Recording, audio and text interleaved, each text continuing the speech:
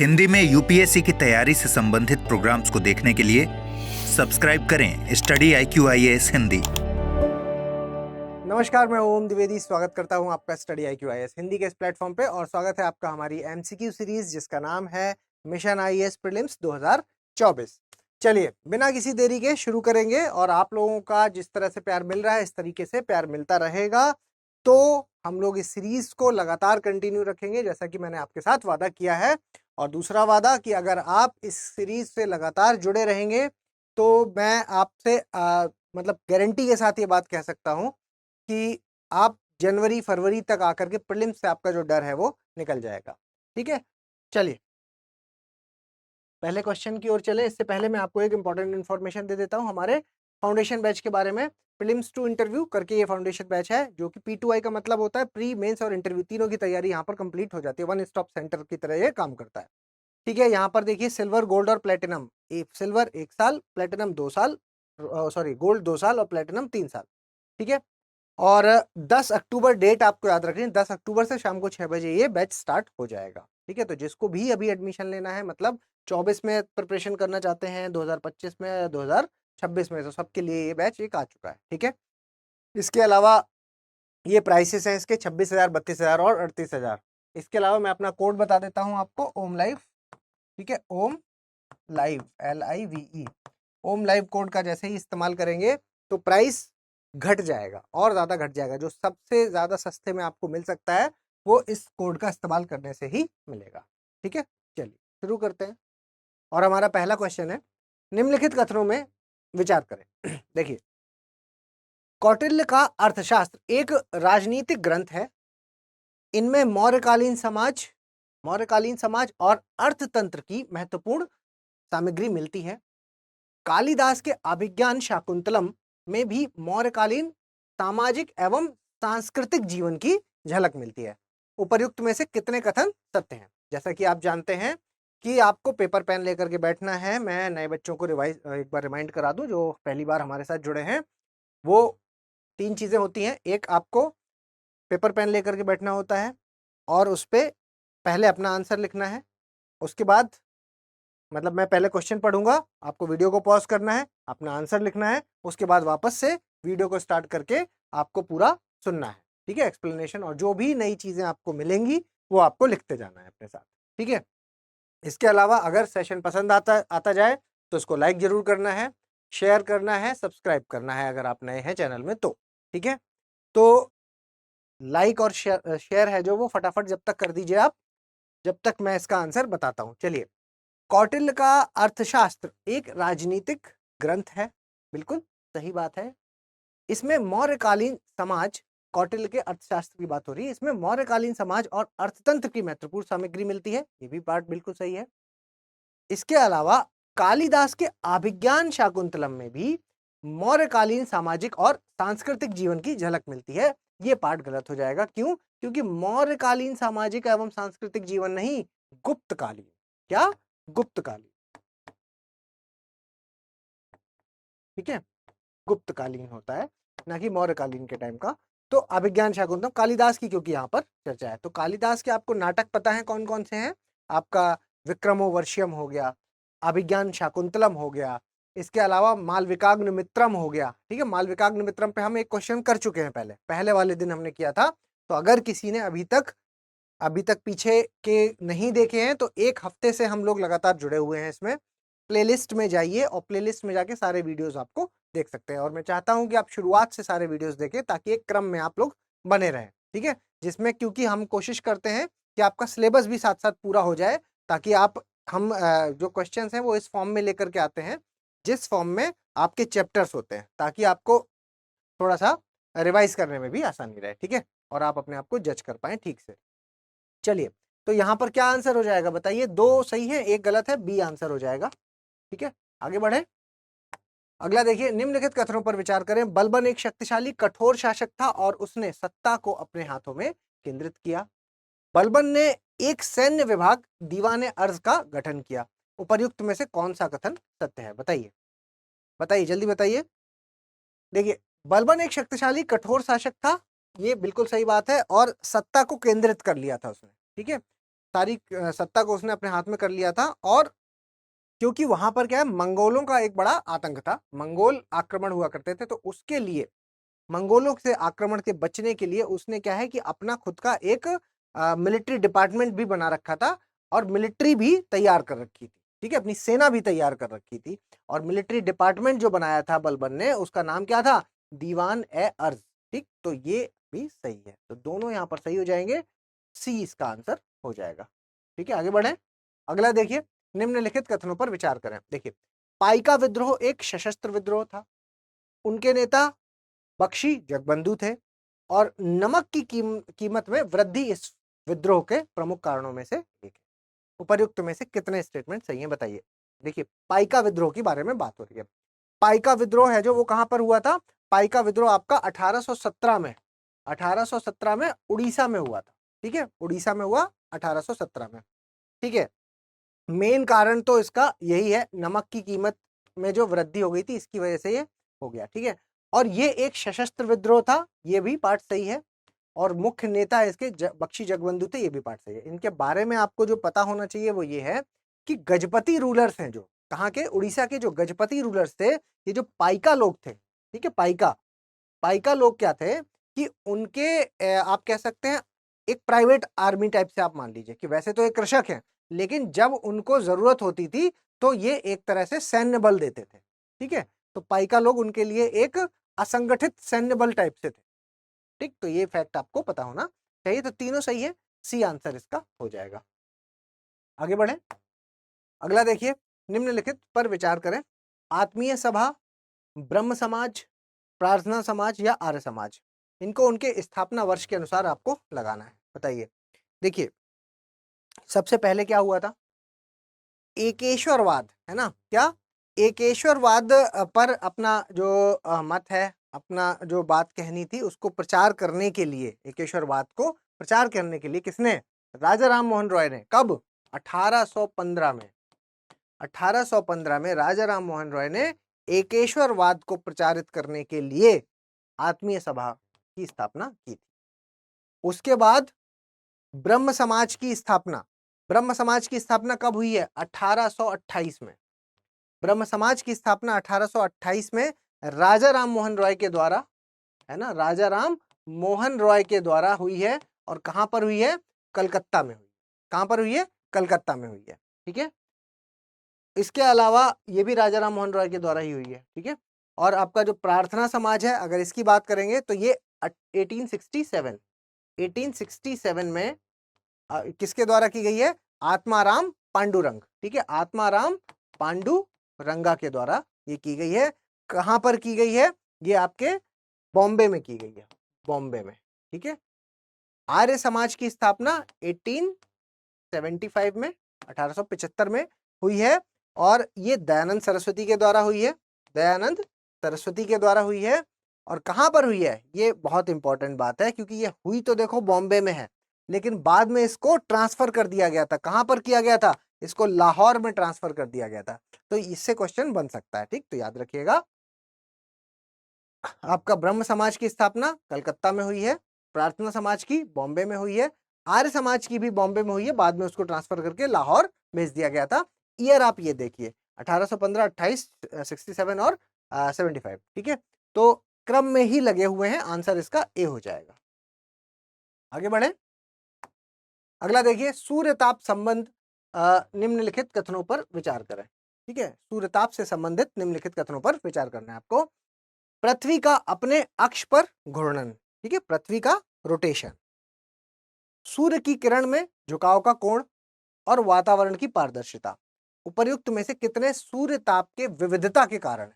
ठीक है, सूर्यताप में जो विविधता होती है कि कहीं पे टेम्परेचर ज्यादा है, सूर्यताप समझे आप, इंसोलेशन बोलते हैं, देखो इससे समझ में आ जाएगा, इंसोलेशन। ठीक है, इंसोलेशन, इंसोलेशन का मतलब, इसकी फुल फॉर्म देख लीजिए, incoming solar radiation. Incoming solar radiation मतलब सूर्य की आने वाली जो किरणें हैं, ठीक है, उसके बारे में आप समझिए। ठीक है, अब आपको पता है कि सूरज से शॉर्ट वेव्स आती हैं, ठीक है, और लॉन्ग वेव्स में जाती है। ठीक है, ये बात आपको पता है। बीच में यहाँ पर गैसेस हैं, और वो जो गैसेस हैं वो इसको क्या करती है, ट्रैप करती है, रोकती है बीच में। भाई यहाँ से जो रेस जा रही है उसको यहाँ पे बीच में रोक लेती है, ठीक है। और गैसेस जब बहुत ज्यादा हो जाती हैं तो उसकी वजह से क्या होता है कि ये रेस जहां पर रुकेंगी तो जिसकी वजह से तापमान ज्यादा हो जाएगा, ठीक है। जब बहुत कम हो जाती है तो बहुत ठंडा हो जाता है, ना बहुत ज्यादा और ना बहुत कम, दोनों ही कंडीशन में आदमी नहीं रह सकता। तो जितनी आ रही हैं उसके हिसाब से कुछ चली जाती हैं, और जितनी जाती है उससे एक जो पर्यावरण है वो आपका जो एनवायरनमेंट है वो ऐसा बन जाता है जो रहने योग्य होता है, ठीक है, रहने योग्य एनवायरनमेंट बन जाता है, ठीक। ये किसकी वजह से हो रहा है, इनकमिंग सोलर रेडिएशन की वजह से, सूर्य की जो किरणें आ रही हैं उसकी वजह से ऐसा हो पा रहा है, ठीक है। अब समझिए कि ऐसा क्यों हो रहा है, मतलब इसके कारण क्या बता रहे हैं, यहाँ पर सूर्य ताप की बात हो रही है, ठीक है। टेम्परेचर है जो वो कहीं ज्यादा होता है कहीं कम होता है, इसके बारे में बात हो रही है। मतलब अगर आप ग्लोब में देखेंगे, ठीक है, अगर आप ग्लोब में देखेंगे तो आप क्या पाएंगे, आप ये पाएंगे कि अगर आप देखेंगे तो आप ये पाएंगे कि भाई ये जो आपका ट्रॉपिक ऑफ कैंसर मतलब कर्क रेखा है, और ये आपकी जो मकर रेखा है, ठीक है, यहाँ पर तापमान सबसे ज्यादा होता है ना, क्योंकि सूर्य की जो किरणें हैं वो इतने में ही रहती, मैक्सिमम जो है वो इतने में पड़ती हैं। इसके ऊपर कैसी पड़ती हैं, फिर स्लैंट हो जाती हैं, है ना, तिरछी हो जाती हैं। के ऊपर जो किरणें जो जाएंगी वो तिरछी, जब सूरज इस जगह पे होगा तो यहाँ तक जाएंगी, लेकिन यहाँ अंधेरा हो जाएगा, यहाँ ठंडा हो जाएगा, तो मतलब उसमें बदलाव है, ठीक है। आपको ये नहीं देखना कि कहाँ हो रहा है, बस आपको ये पता करना है कि कुछ बदलाव तो है सूर्य ताप में, ठीक है। जहां पर होंगी, जिस जगह पे सूरज होगा उस जगह पे ज्यादा गर्मी होगी, जहाँ पे नहीं होगा वहां पे कम गर्मी होगी। यही कारण किसका होता है, प्रेशर का भी होता है ना। हाई टेम्परेचर होता है तो लो प्रेशर होता है, ठीक। उल्टा भी इसका ही होता है कि आपका लो टेम्परेचर है तो हाई प्रेशर होगा, ठीक है। ये कंडीशन चलती है। समझिए, पृथ्वी का अपने अक्ष पे घूर्णन, ये इसका एक कारण है, बिल्कुल कारण है। सूर्य की किरण के झुकाव का कोण, ये भी इसका कारण है, स्लैंट है ना, वो भी इसका कारण है। और वातावरण की पारदर्शिता, ठीक, ये वातावरण वाला जो पार्ट है, ये मैंने जो आपको बताया, ये पारदर्शिता जो उसकी ट्रांसपेरेंसी है वातावरण में, वो भी उसका कारण है कि भाई सूर्यताप कितना होगा। अगर सूर्यताप बहुत ज्यादा मतलब बहुत ज्यादा यहाँ पर पॉल्यूशन है, बहुत ज्यादा गैसेस है, तो क्या हो जाएगा कि वो हीट ज्यादा रुकेगी, और ज्यादा रुकेगी हीट तो ज्यादा टेम्परेचर हो जाएगा, है ना, पृथ्वी पे। तो इसकी वजह से ये भी इसका एक कारण होता है। तो तीनों ही इसके कारण है, आंसर हो जाएगा इसका सी। अगला देखिए, निम्नलिखित कथनों पर विचार करें। देखिए, भारतीय मानक समय रेखा कहां कहां से, उत्तर प्रदेश, मध्य प्रदेश, छत्तीसगढ़, उड़ीसा, तेलंगाना राज्य से होकर गुजरती है। भारत का समय ग्रीनविच मानक समय रेखा से 5 घंटा 30 मिनट पीछे रहता है। उपर्युक्त में से कौन से कथन सत्य है, बताइए, जल्दी बताइए। देखिए, पहले वाले की अगर आप बात करेंगे तो भारतीय मानक समय रेखा है जो वो उत्तर प्रदेश से गुजरती है, मध्य प्रदेश से गुजरती है, छत्तीसगढ़ से गुजरती है, उड़ीसा से गुजरती है, लेकिन तेलंगाना से नहीं, आंध्र प्रदेश से गुजरती है, ठीक है, आंध्र प्रदेश से ये गुजरती है। तो इसलिए ये स्टेटमेंट गलत हो जाएगा। भारत की समय ग्रीनविच भारत का समय ग्रीनविच मानक समय रेखा से 5 घंटा 30 मिनट पीछे नहीं रहता है, आगे रहता है। क्यों? क्योंकि आप ये देखिए ना, अगर आप देखेंगे तो ये ग्रीनविच मीन टाइम है, ठीक है, और भारत की स्थिति किस तरफ है, इधर है या इधर है, इधर है ना, और यहाँ पर आपका ये भारत हो गया, ठीक है। और पृथ्वी कैसे घूम रही है, वेस्ट टू ईस्ट घूम रही है ना, वेस्ट टू ईस्ट घूम रही, तो इधर कैसा होगा, पीछे होगा कि आगे होगा, आगे होगा, ठीक है। यहाँ क्या लिखा है, पीछे, तो इसलिए ये भी गलत हो गया।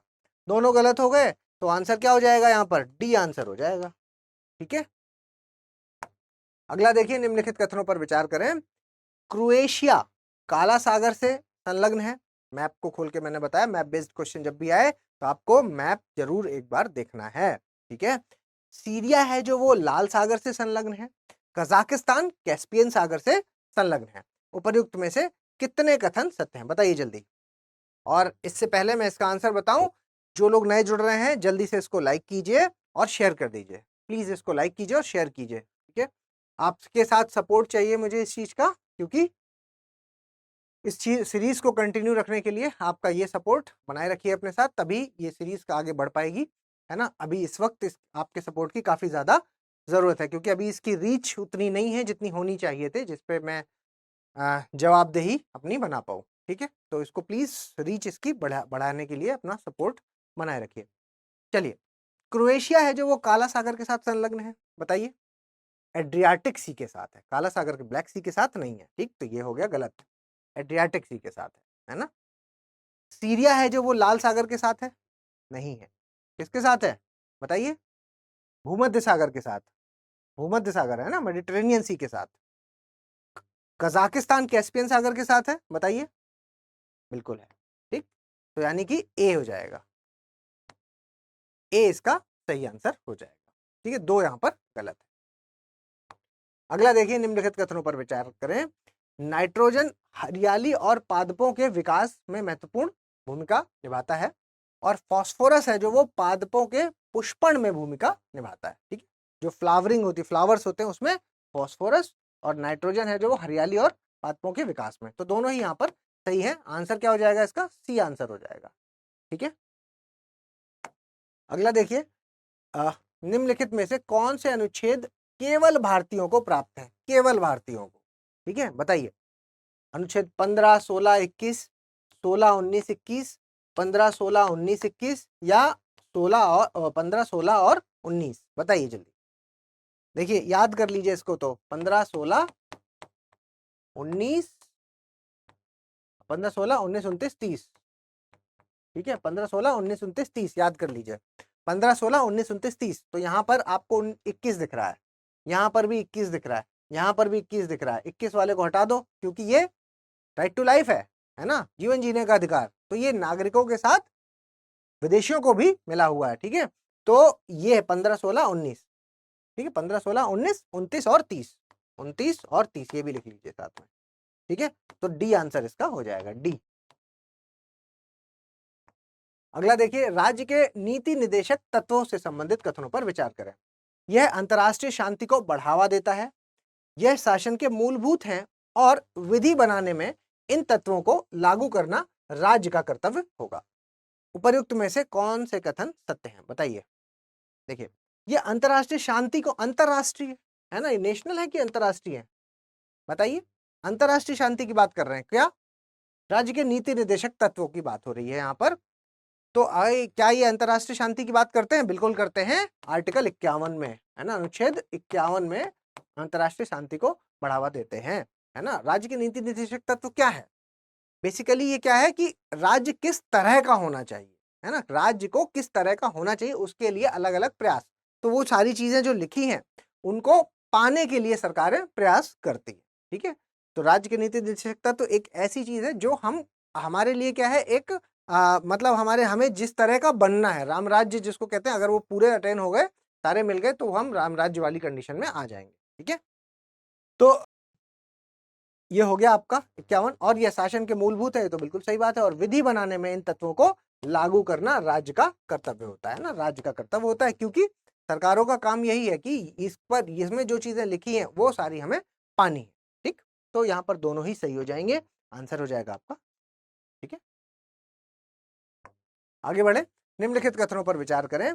केंद्रीय सतर्कता आयोग का गठन संथानम समिति की सिफारिश पर किया गया, इसका कार्यकाल 5 वर्ष अथवा 65 वर्ष तक, जो भी पहले हो, तक होता है, और इनकी नियुक्ति है जो वो 5 सदस्य समिति की सिफारिश पर की जाती है, 5 सदस्यों की समिति की सिफारिश पर की जाती है। उपर्युक्त में से कितने कथन सत्य हैं, बताइए जल्दी। देखिए, केंद्रीय सतर्कता आयोग है जो, है ना, विजिलेंस कमीशन की बात हो रही है, तो इसका गठन संथानम समिति की सिफारिश पर किया गया, बिल्कुल सही स्टेटमेंट है। संथानम समिति कब है, 1962 से 1964, है ना, ये इस टाइम पे आई थी, ठीक है, तो इनकी जो रिपोर्ट आई थी उसके आधार पे किया गया। कार्यकाल 5 वर्ष अथवा 65 वर्ष तक, जो भी पहले हो तक होता है, गलत है, 4 और 65, है ना, 4 वर्ष और 65 वर्ष जो पहले हो जाए। इसकी नियुक्ति 5 सदस्यीय समिति की सिफारिश पर की जाती है, गलत है, 3 सदस्यीय समिति पर, है ना, 3 सदस्यीय। कौन कौन होता है इसमें, एक आपके प्रधानमंत्री होते हैं, एक लोकसभा में लीडर ऑफ अपोजिशन होते हैं, और एक आपके कैबिनेट मिनिस्टर होते हैं, ठीक है, कैबिनेट, केंद्रीय मंत्री, ठीक, कैबिनेट मिनिस्टर, केंद्रीय मंत्री, ठीक है, कैबिनेट मिनिस्टर होते हैं, तो ये 3 लोग की सिफारिश पर नियुक्ति होती है, तो 2 गलत हो गए, 1 सही है, ए आंसर इसका हो जाएगा। आगे बढ़े, अगला देखिए, वैश्विक आर्थिक संभावना ग्लोबल इकोनॉमिक प्रोस्पेक्ट्स रिपोर्ट निम्न में से किस संस्था द्वारा जारी की जाती है? विश्व बैंक द्वारा, अंतर्राष्ट्रीय मुद्रा कोष के द्वारा, विश्व आर्थिक मंच के द्वारा या विश्व व्यापार संगठन के द्वारा? बताइए। तो देखिए, एक क्वेश्चन है जो वो इस तरह का जरूर आता है, और इस तरह के जो एक क्वेश्चन होते हैं उसमें वो सबसे मुश्किल यही वाला होता है ना, क्योंकि इसमें कुछ आप अंदाज नहीं लगा सकते। अगर आपको पता है तो सही है, नहीं तो नहीं पता, गलत हो जाता है। ठीक है, तो देखिए याद कर लीजिए इस चीज को, वैश्विक आर्थिक संभावना है जो ग्लोबल इकोनॉमिक प्रोस्पेक्ट्स है जो वो कौन देता है? वर्ल्ड बैंक की रिपोर्ट है जो वो जारी करती है। ठीक है, वर्ल्ड बैंक द्वारा जारी की जाती है। अगला देखिए, ब्लैक बक या काले हिरन के संदर्भ में निम्नलिखित कथनों पर विचार करें। काला हिरन भारतीय उपमहाद्वीप के मूल निवासी हैं। यह नेपाल और पाकिस्तान में स्थानीय रूप से विलुप्त हो चुके हैं। काले हिरण को भारतीय मृग या कृष्ण मृग के रूप में भी जाना जाता है, और वर्तमान में ये केवल भारत और बांग्लादेश के घास के मैदानों और हल्के वन क्षेत्रों में पाए जाते हैं। उपर्युक्त में से कितने कथन सत्य हैं? बताइए, कितने कथन यहाँ पर सत्य हैं? देखिए, काले हिरण भारतीय उपमहाद्वीप के मूल निवासी हैं, तो ये स्टेटमेंट बिल्कुल सही है। ठीक है, भारतीय उपमहाद्वीप के ही है।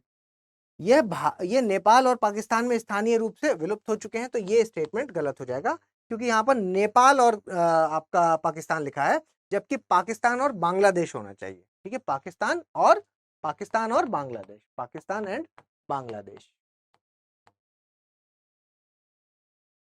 ठीक है, इसके अलावा काले हिरण को भारतीय मृग या कृष्ण मृग के रूप में जाना जाता है, बिल्कुल सही है।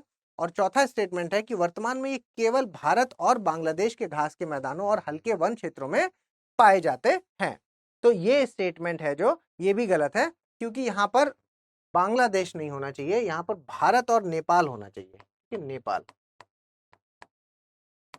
ठीक है, वर्तमान में ये भारत और नेपाल के घास के मैदानों और हल्के वनों में पाए जाते हैं। ठीक है, तो ये 2 स्टेटमेंट सही है, बी आंसर इसका हो जाएगा। 2 सही है और 2 गलत है। ठीक है, अगला देखिए, ग्रेट फॉरेस्ट हॉर्नबिल के संदर्भ में निम्नलिखित कथनों पर विचार करें। ग्रेट फॉरेस्ट हॉर्नबिल भारत के पश्चिमी घाट, हिमालय की तलहटी और उत्तर पूर्वी राज्यों में पाए जाते हैं।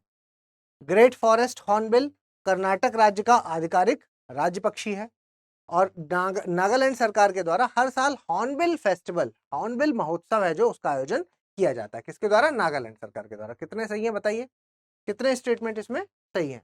जल्दी बताइए। पहला है जो वो स्टेटमेंट बिल्कुल सही है, ग्रेट हॉर्नबिल ये जो ग्रेट फॉरेस्ट हॉर्नबिल है, ये भारत के वेस्टर्न घाट में आपको मिल जाएगा, हिमालय की तलहटी में मिलेगा, और उत्तर पूर्व राज्यों में भी पाया जाता है, नॉर्थ ईस्ट में भी पाया जाता है। ग्रेट फॉरेस्ट हॉर्नबिल है जो ये कर्नाटक राज्य का नहीं है, ये गलत हो गया है ना, ये कहाँ का? केरल राज्य का, केरल राज्य का आधिकारिक राज्य पक्षी है। ठीक है, उसके बाद अगर आप तीसरा देखेंगे कि नागालैंड सरकार के द्वारा हर साल हॉर्नबिल फेस्टिवल मनाया जाता है, तो बिल्कुल सही बात है, आंसर हो जाएगा इसका बी। 2 सही है, इसमें 1 गलत हो गया। ठीक है, चलिए आगे बढ़ूं इससे पहले जो नए लोग जिन्होंने ज्वाइन किया है, प्लीज लाइक कीजिए और शेयर कीजिए, ज्यादा से ज्यादा प्लीज इसको शेयर कीजिए। सेशन को शेयर करना अभी इस वक्त हमारी बहुत जरूरी है और बहुत बड़ी नीड भी है। ठीक है, आप सबका सपोर्ट मुझे चाहिए। चलिए आगे बढ़ते हैं। खबरों में रहे शब्द सुपरबग के संदर्भ में निम्न में से कौन से कथन है जो वो सही है? एंटीबायोटिक प्रतिरोधी बैक्टीरिया को सुपरबग कहते हैं, और सुपरबग को व्यापक रूप से दवा प्रतिरोधी या पूरी तरह से दवा प्रतिरोधी माना जाता है। उपर्युक्त में से कौन से कथन सत्य हैं? बताइए, सुपरबग की बात हो रही है, तो देखिए एंटीबायोटिक प्रतिरोधी बैक्टीरिया को सुपरबग कहा जाता है, ये बिल्कुल सही बात है, और इनको व्यापक रूप से दवा प्रतिरोधी और पूरी तरह से दवा प्रतिरोधी माना जाता है। दोनों ही स्टेटमेंट सुपरबग से रिलेटेड हैं जो वो सही है, तो सी आंसर इसका हो जाएगा। ठीक है, अब ये जो मैं अगली स्लाइड आपके सामने लाने वाला हूं वो आपको बताएगी कि आपने क्या स्कोर किया है ना, यहाँ से आप मैच कीजिए और अपना स्कोर मुझे कमेंट बॉक्स में बताइए। इसके अलावा अगर आप इस पीडीएफ को चाहते हैं तो आपको टेलीग्राम से मिल जाएगी, ये क्यूआर कोड है, इसे स्कैन करके पहुंच जाएंगे, या फिर ओम द्विवेदी स्टडी आईक्यू को सर्च करके भी आप पहुंच सकते हैं। अगर कहीं कोई समस्या है, किसी भी तरीके के कुछ सजेशन लेना हो या जो भी हो, तो आप om.narayan@studyIQ.com पे आप मुझे मेल भी कर सकते हैं। जल्दी मिलेंगे अगले लेक्चर में, तब तक के लिए। हिंदी में यूपीएससी की तैयारी से संबंधित प्रोग्राम्स को देखने के लिए सब्सक्राइब करें स्टडी IQ IAS हिंदी।